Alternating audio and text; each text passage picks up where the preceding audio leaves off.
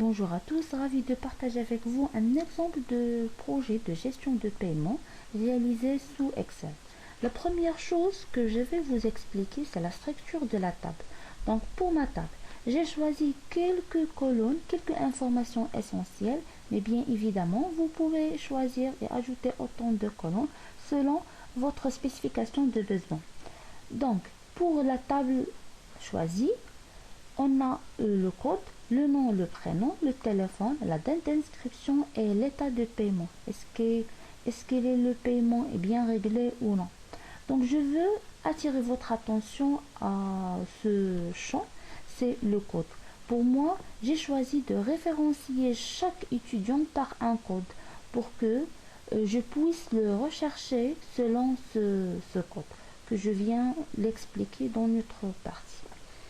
Pour les mois, j'ai choisi de commencer du mois septembre jusqu'à le mois juillet et à la fin, j'ai ajouté un autre champ, la somme, c'est le total des mois payés, le montant payé pour chaque mois. Comme vous remarquez, j'ai un jeu de couleurs et pour chaque couleur, il y a une signification. Pour moi, j'ai choisi la couleur bleue pour les mois non étudiés et non payés, le vert foncé pour les mois qui sont payés et le vert clair pour les mois qui sont payés mais ne sont pas atteints le montant total. Et pour la couleur rouge, ce sont les mois non payés. Pour la couleur blanche, ce sont les mois payés mais ils ont payé plus. Donc pour bien vous expliquer la saisie ou comment j'ai fait, donc je vous donne un exemple. Alors je vais entrer ou saisir le code de l'étudiant. Cette fois-ci je vais taper 148, un nom par exemple de la vie. Pour le prénom, je choisis un prénom au hasard. Et pour la date d'inscription, je veux attirer votre attention dans cette partie. Donc je vais taper une date d'inscription et vous allez remarquer comme quoi les valeurs des mois seront changées. Donc je tape par exemple 10, par exemple 11,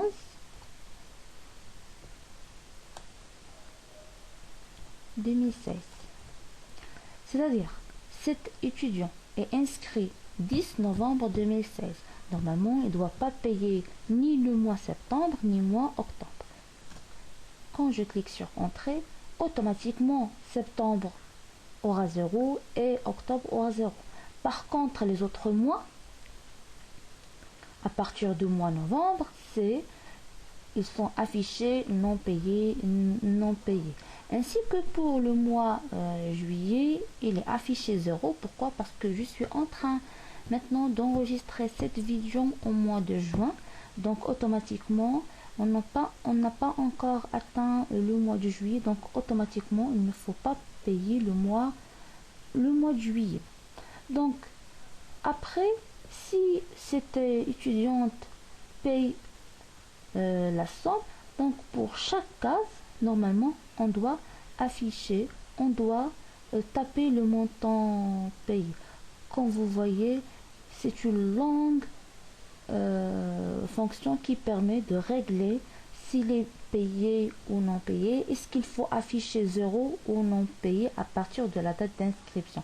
Donc ici, je tape par exemple le montant 800 dirhams. Ici, par exemple, donc 1000 dirhams. Alors quand vous voyez 800 dirhams, si le montant mensuel elle est affiché en vert et 1000 il est affiché en blanc parce qu'on a dépassé le montant payé. Si je tape par exemple 400, elle est affichée en couleur vert clair. Pour les mois, pour le mois de juillet, elle est tout en 0 mais en bleu. Pourquoi? Parce que on n'a pas encore atteint le mois juillet. Donc ça, si se concerne la gestion de montant mensuel. Bien sûr, vous pouvez faire n'importe quelle proposition. L'essentiel, c'est qu'il faut différencier entre les mois qui doivent être payés et les mois non payés. Donc, je passe à autre chose. Donc, comme vous voyez, j'ai une autre tableau. C'est une autre table. C'est une petite table qui me permet de chercher les étudiants à partir de leur code.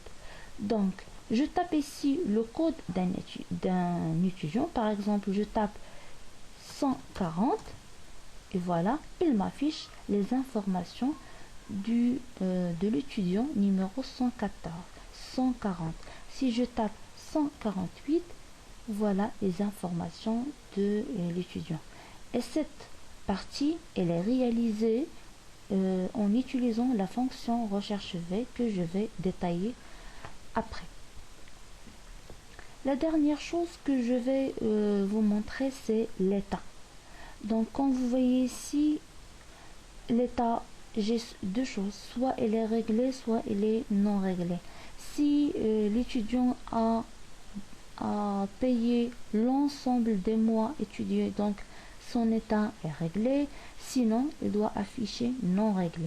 Donc, pour par exemple l'étudiant 148, donc il n'a pas payé le mois février, mars jusqu'à juillet, donc automatiquement l'état est non réglé. Par exemple, je tape le code de cet étudiant et je vais voir si l'état il est payé ou non payé. Donc 141, la situation elle est réglée. Donc même on voit ici au mois de janvier non payé, mais il faut remarquer comme quoi elle a payé au mois de juin 1060. L'essentiel c'est qu'il faut payer l'ensemble des mois, pas forcément chaque mois. Chaque mois il faut donner ou payer 800 dirhams comme l'exemple que j'ai fait. Et quand je cherche ou là quand je change le code, l'état de paiement change aussi. Donc voilà, comme vous voyez, donc cet étudiant a payé tous les mois sauf le mois de juin et l'état de paiement elle est non réglé. J'espère que l'explication du projet est très claire. Si vous avez des questions, n'hésitez pas à les poser en commentaire et je reste à votre disposition. Merci.